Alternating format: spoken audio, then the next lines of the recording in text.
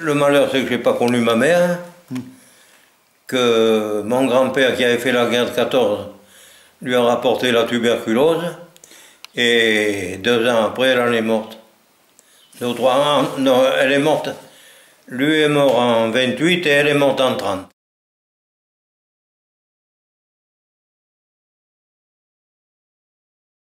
J'ai fait mes études à Lansac d'abord, bien sûr, et puis après à l'institution Saint-Seurin à Bordeaux, Oui. pendant 4-5 ans. Et j'ai fait 3 ans d'école d'agriculture par correspondance avec Angers, école de viticulture.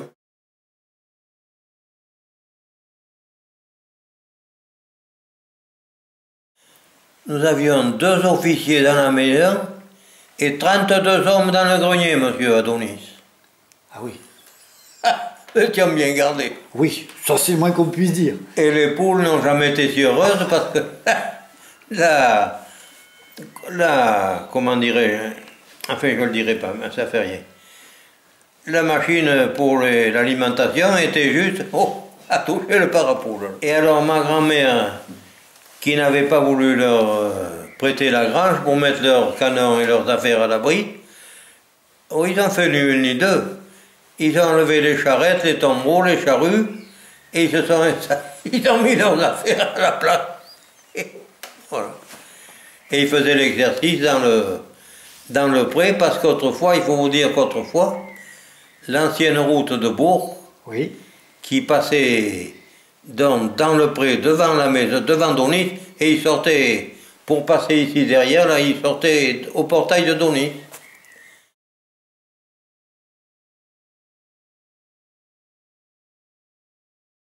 La première année a été terrible. Pourquoi?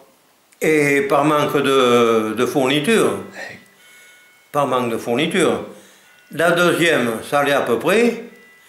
Mais à partir de la troisième, ça pouvait durer 50 ans, on avait tout ce qu'il fallait. Ou à peu près. On avait des vaches, on avait des cochons, on avait un beau jardin potager, on avait des légumes dans la vigne, on se débrouillait. Tout ce qu'il fallait. Le lait, oui, on avait des vaches, on avait des cochons. Voilà. Ça pouvait durer. Voilà. Du pain, du vin. Oui, exactement. Du fromage. Voilà, et puis ma foi. Exactement. La radio quand même pour se tenir un peu informé. Oui, on avait. Ah ben voilà.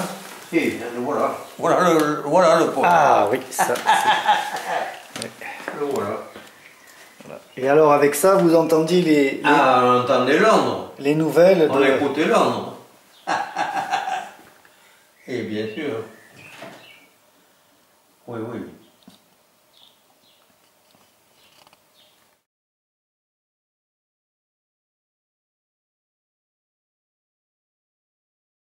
Il faut vous dire qu'il y a 50-60 ans de ça, les gens n'étaient pas si exigeants qu'aujourd'hui. Il n'y a aucune comparaison. C'est pour ça que les jeunes aujourd'hui sont toujours malheureux, parce qu'ils veulent bien au-dessus de leurs moyens, les 98%. Mais nous, on se contentait de ce qu'on avait, alors on était heureux quand même. Et voilà.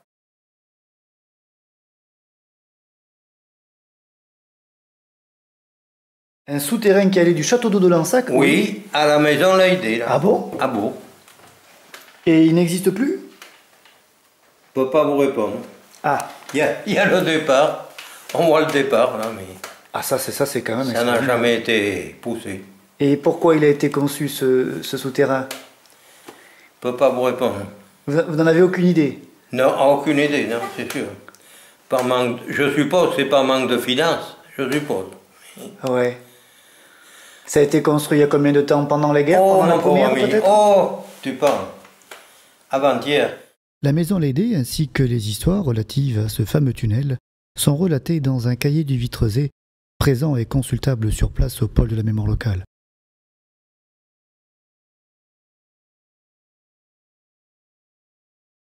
Vous aviez quel âge quand vous aviez servi la messe alors à la chapelle Saint-Nicolas?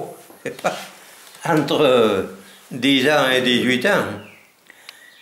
Parce que nous avions des avis en Vendée, ouais. Un prêtre notamment, comme client, qui venait nous voir mon grand-père tous les ans et il allait dire sa messe là-bas. Et moi, j'allais servir, bien sûr.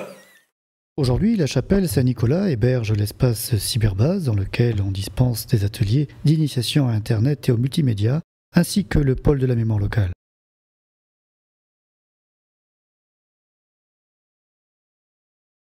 Le vin. Oui. Il y a 50 ans, je vous dis. Moi, j'ai eu un bateau à Bourg.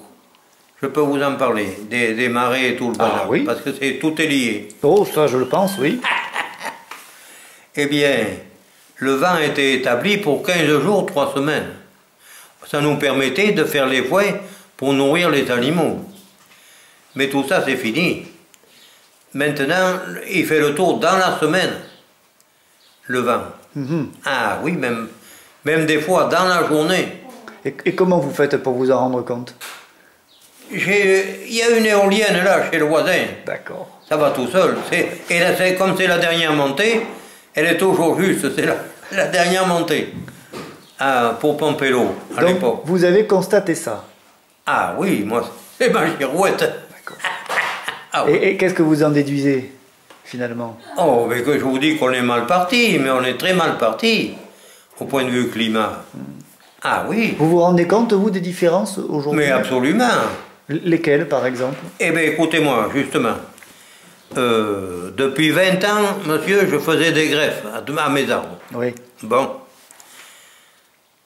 En 2012, je fais 50 greffes. 15 jours après, la gelée arrive. J'en ai pas une qui a marché cette année. Pas une. C'est la première fois que vous avez vu ça? La première fois de ma... Oui. Mon premier échec. Alors que vous avez fait ça pendant des années? Ah, je vous dis, il y a 20 ans que je greffe. Et que ça marchait impeccable. C'est un exemple parmi les autres. Ça s'appelle des bons temps. Tiens. C'était des bons temps. Ah. Alors les grands-parents cassaient les œufs là-dedans. Oui. Ils les battaient en neige parce qu'on a besoin que de la caséine du blanc. Oui. Alors ils séparaient les blancs des jaunes et ils battaient les machins et ils mettaient ça par barrique. 6 œufs par barrique, c'était la colle, le collage des vins autrefois. Ah, ben le collage, avant de mettre du vin en bouteille, il faut toujours le coller pour faire tomber le gros des dépôts.